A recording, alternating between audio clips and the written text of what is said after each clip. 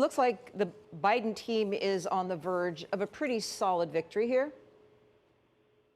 It really does look like that. And I think if you ask the Biden team, they may say that the winner's less the Biden team than many of the American public with this legislation.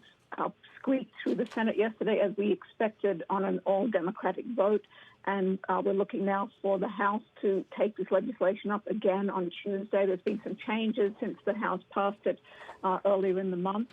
So now it goes back to the House. And we have heard from progressives that even though some of their wish list was whittled away, that they're happy with it and that they're going to vote for it. So conceivably, we could get this to Biden for a signature by midweek, I think. Ros, you talk about, I suppose there was a lot of negotiation and a lot of, horse trading to get to this point. What does the package look like, and what were some of the things that, got to stay in and other aspects that had to be, sacrificed to get it through?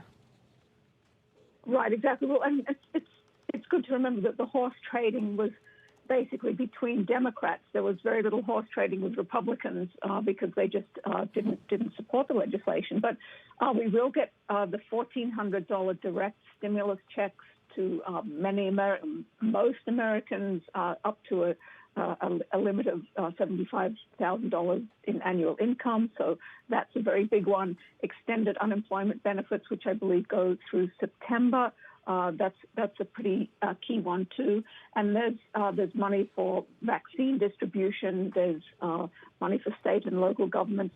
There's a lot in here, and Republicans would say that, especially since a lot of the money in the bill will not be paid out until well beyond this year, that it was less a coronavirus sort of emergency stimulus bill and more of a Democratic wish list bill. So that sort of depends on what side of the aisle you're on. But there's a tremendous amount of money in there, right across the board. There were a few things that were added right at the last minute. Lisa Murkowski, the Republican from Alaska, although she didn't vote for the bill, was instrumental in getting an amendment to specifically aim some money at children in homeless shelters. So a little bit for everybody, really.